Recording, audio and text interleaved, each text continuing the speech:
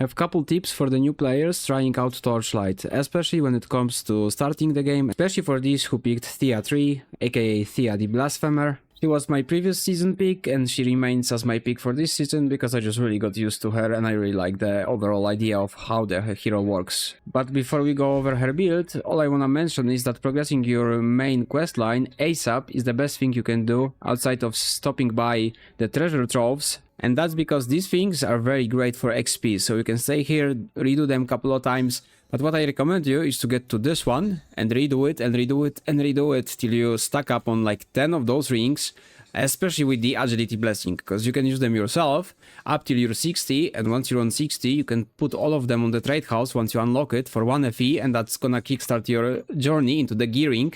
Since those with agility blessing, they sell pretty quick, and for every 1 FE you can pick one of these items and you should be stacked on your items to upgrade, as the tactic goes pretty simple. We buy one of those items that we can equip, or for like 2 next levels, like I did, require level 66, I'm still on level 89, and all of my items are like 66, 38 because it's amulet.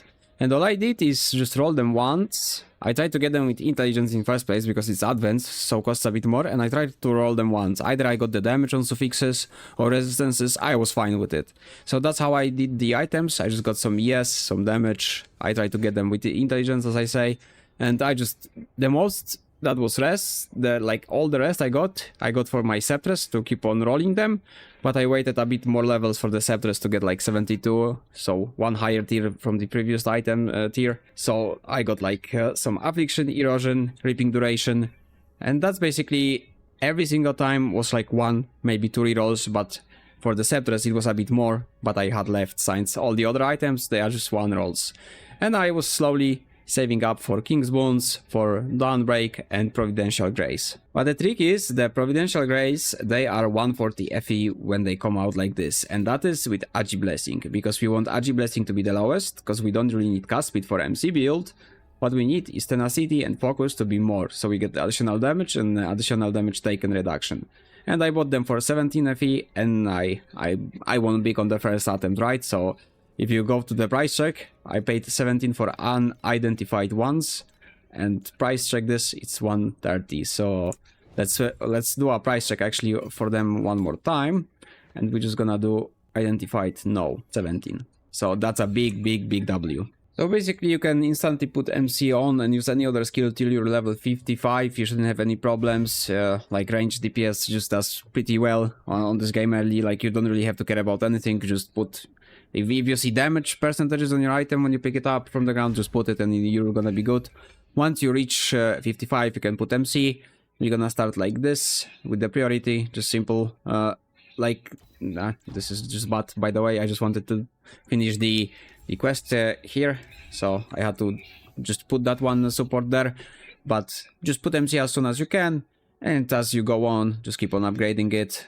Blink from get-go, you don't really want to change it, those supports for it as well. And blurred steps, just as soon as you unlock something more. And instead Mana Boil, I would highly recommend you overall use Frost Shield, because the damage from what I saw is just completely enough. So all you have to worry about is putting the new items on and stacking on those rings beforehand, so you can get some FE. And for the auras, you go like this. We're gonna have Off the Beaten Track in the passives as well. I'm gonna give you the code for the build.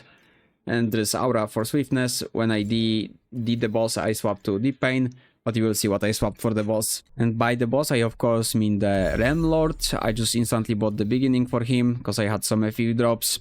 And that's it, I just went straight out. I didn't touch a single thing here yet. Not a single one. I just bought the Realm Lord instantly, so I can record for you how easy it is to beat him when you play Thea3 with those items just like rolled once. And well, here's the footage. I died once before I started recording, obviously, because Torchlight doesn't let me press my keybinds for starting to record on OBS for whatever reason. So I just didn't really care with so many revives. I just went, clicked it around normally. And the first thing I did when I entered, I just opened the skills again as I did before without the records, to show you how it's all set up. You can just pause the video if needed. I show you that it's all the items that I had, because it's the recording is before I got those, because yeah, it's not that easy to get a FE before you get to time mark 8. Also remember, don't worry if you die or anything, you have 5 attempts, so you should be pretty good to go if you have any remotely close items that I have, and if you have better, it's just gonna evaporate. And for these who played PoE2 before, you probably know the auto bomber builds, so Thea is kinda like auto bomber build, with the main difference being mind control, working just like a channel around you that just links to enemies and deals damage over time, and you reap amount of the damage over time that would be dealt in an instant, and that's how it makes it as an auto bomber. You just blink forward, it links enemies and just makes them go poof. So really all I did on this fight is just walk in circles and try to dodge as much as I could dodge. There was misplays, of course, I died to a misplay as well, but all you wanna do is just stay alive as much as you can. Meanwhile, the MC just rots him slowly down.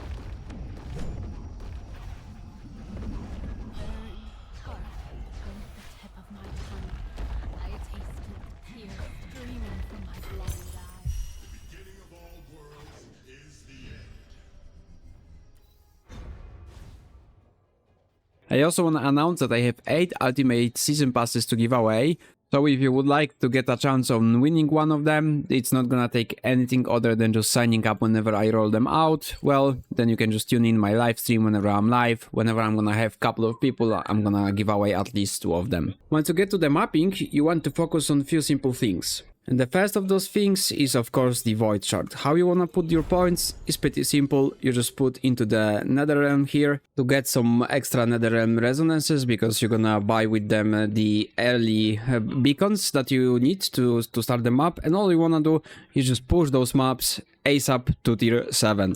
On the way, what you can also do is to get the cube, because you will have to do 5 times cube of rapacity to progress your challenges for the season, which is here, cube of rapacity gameplay 5 times. So this couple things just on the way. And before you reach time mark 7, there is only one other thing that I can recommend to use, which is of course God of War gameplay. And all you wanna do is put here, so it spawns always, and the duration here. And what that gives you, you just run faster through the levels that are pretty relevant. That basically shows you the other simple thing that you want to focus throughout the mapping. You just want to stack as much movement speed as you can. You dropped some boots before, you have better boots, but the other boots have like 40 movement speed, let's say. Well, keep the movement speed and just go forward till you're up to at least tier 7, because it's really like not that much of a deal. And just forward ASAP, and whenever you can, if you like randomly picked up upgrade from your previous weapon, well, just put some generic items with generic damage increases, to be fair, and that's all you will have to do.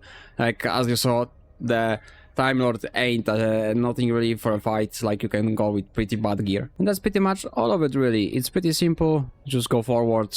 Don't really think of it other than stacking on the rings that can give you some FE. For everyone who wants some more advanced video about like the build, well, just let me know. But until then, I hope you enjoyed this one. If you did, leave a like, comment, share, subscribe. And as always, see you on the next one.